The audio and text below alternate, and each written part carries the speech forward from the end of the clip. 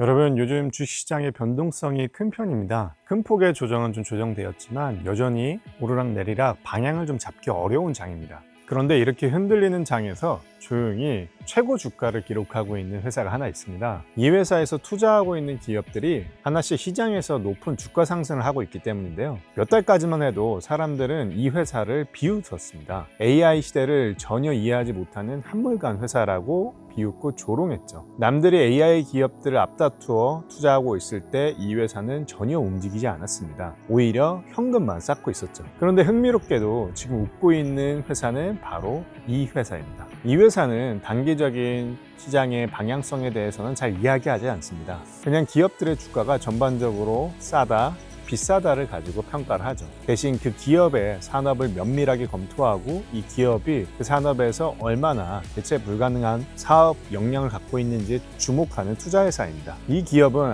원칙을 하나 가지고 있는데요. 이 원칙은 약 60년 전부터 이어져온 원칙으로 한 번도 바뀐 적이 없습니다. 그리고 그 원칙을 바탕으로 60년 이상 지속적으로 시장에서 승리하고 있는 회사이죠. 그래서 오늘은 이 회사에 대해서 이야기를 해보려고 하는데요. 이 회사가 어떻게 지금 이렇게 높은 주가 상승을 보여주고 있는지, 그리고 어떤 원칙을 가졌길래 이렇게 높은 난이도의 시장에서 승리하고 있는지를 다뤄보려고 합니다. 그래서 여러분들도 이 회사의 원칙과 투자 방법을 잘 이해하고 내 것으로 만들면 이렇게 어려운 시장에서도 끝내 승리하실 수 있게 되실 겁니다. 아마 예상하신 분들도 계실 텐데요. 이 회사는 바로 버크셔 해서웨이입니다. 이 회사는 워런 버핏이 약 60년간 운영해온 회사이고 지금은 자리에서 내려오셨죠. 그리고 그 옆에 그 유명한 동반자로 알려진 찰리 멍거와 함께 이 회사를 운영해왔습니다. 버핏은 멍거가 자신의 투자관을 완전히 바꿔놓았다라고 몇 번 고백했는데요. 이전에 버핏은 원래 매우 저평가되어 있는 기업들을 담배꽁초 줍듯이 투자하는 방식으로 유명했습니다. 그런데 지금의 투자 원칙인 좋은 기업을 사서 오래 보유하는 이 투자 원칙은 멍거를 만나서 변화했다라고 고백하고 있죠. 찰리 멍거는 안타깝게도 2003년 세상을 떠나셨습니다. 100번째 생일을 34일 앞둔 시점이었는데요. 그리고 올해 1월 워렌 버핏도 자리에서 내려오셨습니다. 두 거장이 투자의 무대에서 내려온 것인데요. 이 회사가 투자하는 방식에 대해서 몇 달 전만 하더라도 많은 사람들이 비웃고 조롱했습니다. 그리고 두 사람이 세워둔 원칙도 한물간 원칙이라고 비웃기 시작했죠. 이유는 몇 가지 있었는데요. 버크셔 회사에는 남들이 AI 기업을 공격적으로 투자할 때 AI 기업들에 그렇게 많이 투자하지 않았습니다. 그래서 한때 주가가 뒤처지기도 했었죠. 게다가 창업자들도 모두 회사에서 물러난 상황이었습니다. 그런데 놀라운 일이 벌어지기 시작합니다. 이 회사는 방식을 하나도 바꾸지 않았는데요. 원래 유지하던 원칙 그대로 수익을 다시 내기 시작한 것이죠. 그래서 이번 영상에서는 두 가지를 한번 짚어보려고 하는데요. 이 버크셔 해서웨이의 원칙이 무엇인지, 그리고 어떤 원칙을 바탕으로 60년간 이 시장에서 승리해 왔는지 이 두 가지를 다뤄보려고 합니다. 먼저 지금 벌어지고 있는 일부터 말씀드리겠습니다. 버크셔는 지난 6월에 알파벳 주식을 100억 달러치 샀습니다. 알파벳은 구글의 모회사죠. 최근 몇 년 사이 버크셔가 한 거래 중에 가장 큰 거래였습니다. 여기서 놓치면 안 되는 것이 있습니다. 버크셔는 약 20년 넘게 구글에 투자하지 않았습니다. 초기에는 지나쳤습니다. 나중에 버핏과 멍거는 그걸 실수라고 공개적으로 인정하기도 했죠. 멍거는 우리가 망쳤다고까지 말했습니다. 그런데 20년 만에 결국 다시 샀습니다. 버핏은 이 투자가 자기가 시작했다라고 지난 7월 인터뷰에서 직접 밝히기도 했는데요. 버핏은 마음을 바꾼 것이 아니라 20년 전에는 이 기업이 앞으로 얼마를 벌지 셈할 수가 없었던 것이죠. 그런데 이걸 셈할 수 있게 된 것입니다. AI 시대에 실제로 돈을 버는 쪽이 어디인지, 그리고 그 기술을 의미 있는 실적으로 연결할 수 있는 기업이 어디인지 보이기 시작한 겁니다. 버핏이 기다린 것은 주가가 아닙니다. 이 기업이 AI로 무엇을 벌어들일지 셈이 서는 순간이었습니다. 알파벳은 곧바로 버크셔의 5대 보유 기업이 되었습니다. 코카콜라, 뱅크 오브 아메리카, 아메리칸 익스프레스, 애플과 나란히. 반대편에는 이 회사가 아주 오래 들고 있는 기업들이 있습니다. 코카콜라인데요. 버크셔는 이 회사를 보유한 것으로 아주 유명하죠. 1988년에 코카콜라를 사기 시작했습니다. 1994년에 매집을 끝냈죠. 그 뒤로 4억 주를 30년 넘게 한 주도 팔지 않았습니다. 그 사이 기술은 세상을 몇 번이나 갈아엎었습니다. 그래도 팔지 않았습니다. 애플도 순서가 같았습니다. 버크셔는 2016년에 애플을 샀습니다. 이때는 세상 사람 모두가 이미 아는 기업이 된 다음이었습니다. 그런데 버핏은 애플을 기술 기업이라고 부르지 않았습니다. 한번 쓰기 시작하면 좀처럼 갈아타지 않는 소비재 기업으로 봤습니다. 자기가 이해할 수 있는 언어로 바꿔놓은 다음에 산 거죠. 세 번 다 순서가 같습니다. 버크셔는 뜨거울 때 들어가지 않았습니다. 자기가 가치를 매길 수 있게 됐을 때 들어간 것이죠. 그러면서도 이 회사는 지금 3,650억 달러를 현금으로 쥐고 있습니다. 석 달 전에는 3,970억 달러였습니다. 사상 최대였습니다. 그 돈을 이번 분기에 처음으로 쓰기 시작한 거죠. 버크셔가 돈을 살 것이 없어서 쌓아둔 것이 아닙니다. 기준에 맞는 것만 사니까 돈이 남은 거죠. 그리고 기준에 맞는 것이 나타나자 한 번에 움직였습니다. 그렇다면 그 기준은 대체 무엇일까요? 지금부터 하나씩 짚어보겠습니다. 버크셔의 원칙은 두 개인데요. 둘 다 버핏이 주주서한에 직접 써놓았습니다. 첫 번째 원칙은 능력 범위입니다. 1996년 주주서한 원문입니다. 그는 모든 기업의 전문가가 될 필요는 없다. 자기 능력 범위 안에 있는 기업만 평가할 수 있으면 된다. 그 범위의 크기는 그리 중요하지 않다. 그러나 그 경계를 아는 것은 결정적이다 라고 말했습니다. 이는 아는 기업을 늘리라는 의미가 아니죠. 가치를 정확하게 매길 수 있는 기업과 없는 기업 사이의 선을 긋고 그 선이 어디인지를 알고 있으라는 것입니다. 버크셔가 20년 동안 구글을 사지 않은 것도 이 문장 때문일 것입니다. 애플을 소비재 기업으로 바꿔 읽은 다음에야 산 것도 이 문장 때문이죠. 버크셔는 값을 매길 수 있는 기업과 매길 수 없는 기업을 갈라놓았습니다. 그리고 매길 수 없는 쪽에는 아예 손을 대지 않은 거죠. 두 번째 원칙은 예측을 하지 않는다는 것입니다. 1994년 주주 서한입니다. 우리는 앞으로도 정치, 경제의 예측을 무시할 것이다. 그것은 많은 투자자와 경영자에게 값비싼 방해물이다 라고 했습니다. 그러고는 지난 30년간 아무도 미리 알지 못했던 일들을 하나씩 나열합니다. 베트남전 확대, 임금과 물가 통제, 두 번의 오일 쇼크, 대통령의 사임, 소련의 해체, 하루 만에 508포인트 무너진 다우지수, 그리고 한 줄을 덧붙이는데요. 그런데도 놀랍게도 이 사건들 중 어느 것도 벤저민 그레이엄의 투자 원칙에 흠집 하나 내지 못했다라고 말합니다. 1980년대 주주서한에는 더 짧은 문장이 있는데요. 예측은 예측하는 사람에게 많은 것을 알려줄 수는 있다. 미래에 대해서는 아무것도 알려주지 않는다. 결국 이 두 가지 원칙은 하나로 모입니다. 결국 내가 어떻게 할 수 있는 것과 어떻게 할 수 없는 것을 구분해 놓는 거죠. 버핏과 함께 버크셔를 이끌어온 찰리 먼거가 83세 대학 졸업식에서 읽은 묘비명이 하나 있는데요. 2000년 전 로마의 노예 에픽테토스의 것입니다. 그가 남긴 첫 가르침도 딱 이 구분이었는데요. 세상의 일을 두 가지로 나눈다. 내게 달린 것과 내게 달리지 않은 것. 이제 그 구분을 우리 계좌에 적용해 볼 텐데요. 먼저 내게 달리지 않은 것입니다. 오늘 주가가 오를지 내릴지, 중앙은행이 금리를 어떻게 할지, 환율이 어디까지 갈지, 내일 아침 뉴스 제목이 무엇일지, 이건 우리가 아무리 오래 들여다봐도 전혀 움직이지 않습니다. 다음은 내게 달린 것입니다. 내가 이 기업을 왜 샀는지, 어떤 조건이 깨지면 팔 것인지, 계좌를 하루에 몇 번 열 것인지, 현금을 얼마나 남겨둘 것인지, 이건 전부 우리가 지금 당장 정할 수 있습니다. 문제는 우리가 시간과 감정을 어디에 쓰느냐입니다. 대부분은 왼쪽에 하루를 다 쓰죠. 내가 아무리 봐도 안 바뀌는 것들이에요. 그리고 오른쪽은 한 줄도 적지 않은 채로 장을 맞이합니다. 제 이야기를 드리며 한동안 제가 담아둔 섹터의 주식이 참 안 간 적이 있었습니다. 처음 들어갈 때는 분명 1년, 2년, 최소 3년은 보고 들어간다는 생각이었습니다. 그런데 1년은커녕 몇 개월이 지나도 너무 길게 느껴지더라고요. 매일 계좌를 열어봐도 그 자리에 그대로 있는 화면을 보는 일이 그렇게 답답했습니다. 그러다 참다 다른 섹터로 넘어갔습니다. 더 좋아 보이는 곳으로요. 그런데 그럴 때마다 정말 귀신 같았습니다. 누가 제 계좌를 들여다보고 있는 것 같았습니다. 제가 팔았던 기업은 그때부터 오르기 시작했죠. 새로 담은 기업은 그때부터 빠졌습니다. 여러분도 이런 경험 있으시죠? 그때 제가 바꾼 것은 판단이 아니었습니다. 그 기업에 대해 새로 알게 된 사실도 하나도 없었으니까요.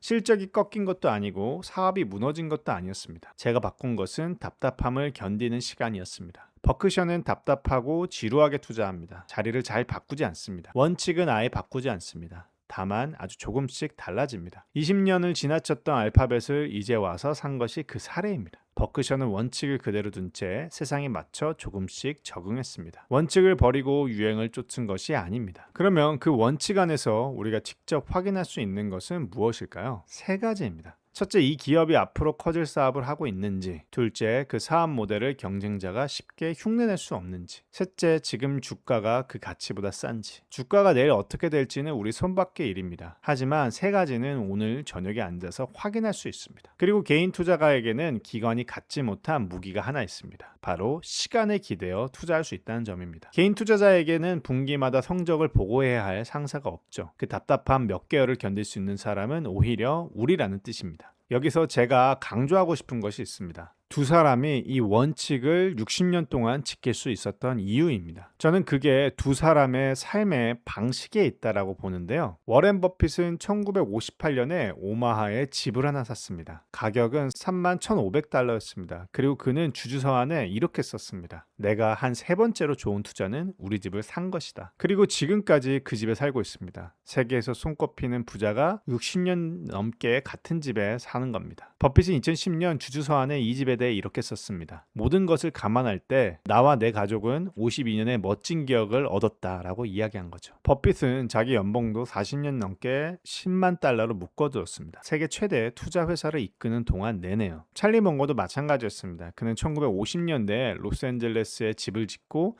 70년 가까이 그 집에서 살았습니다. 그 집은 멍거가 직접 설계한 집입니다. 세상을 떠나기 2주 전 멍거는 그 집에서 마지막 인터뷰를 합니다. 왜 더 큰 집을 짓지 않았는 질문에 이렇게 답합니다. 워런과 나는 수십 년 동안 같은 집에서 살았습니다. 친구들은 다 부자가 되어서 더 크고 좋은 집을 지었죠. 우리도 당연히 지을 수 있었고 실제로 고민도 했습니다. 나는 아이가 아주 많았으니 명분도 충분했고요. 그런데도 그런 삶을 살지 않기로 했습니다. 일부러 피했습니다. 그 이유를 묻자 그는 짧게 답했습니다. 그게 아이들에게 좋을 것 같지 않았기 때문입니다. 그리고 한마디를 덧붙입니다. 우리는 부자가 된 친구들이 아주 근사한 집을 짓는 걸 지켜봤습니다. 거의 모든 경우에 그 집은 그 사람을 더 행복하게 만들지 않았습니다. 오히려 덜 행복하게 만들었습니다. 멍거는 로스앤젤레스에서 오마하 주주총회까지 이코노미석을 타고 다녔습니다. 버핏이 1989년 주주서한에 이런 농담을 남길 정도였습니다. 멍거가 생각하는 호화 여행은 에어컨 나오는 버스고 그마저 할인 요금이 있을 때만 탄다고요. 이게 왜 투자 이야기일까요? 멍거는 2022년에 이런 말을 했습니다. 세상은 탐욕이 굴리는 것이 아니라 질투가 굴리는 것이다. 그리고 덧붙였습니다. 나는 내 삶에서 질투를 정복했습니다. 나는 누구도 부러워하지 않고 남이 무엇을 가졌든 신경 쓰지 않습니다. 여기가 핵심인데요. 결국 우리 계좌를 흔드는 것은 주가 하락만이 아닙니다. 예를 들면 장면 하나 떠올려 보겠습니다. 시장이 하루 만에 크게 튀어오릅니다. 단체 대화방에 누군가의 수익률 화면이 올라오죠. 어제까지 나는 현금을 들고 기다리는 중이었습니다. 그건 내가 정한 계획이었죠. 그런데 그 수익률 화면을 본 다음부터 내 계획이 갑자기 초라해 보입니다. 이때 판단의 기준이 조용히 옮겨갑니다. 내 계산에서 남의 수익으로 옮겨가는 거죠. 그러면 원래 세우던 매수 가격보다 높은 자리에서 사게 됩니다. 그리고 평소보다 큰 금액으로 투자하죠.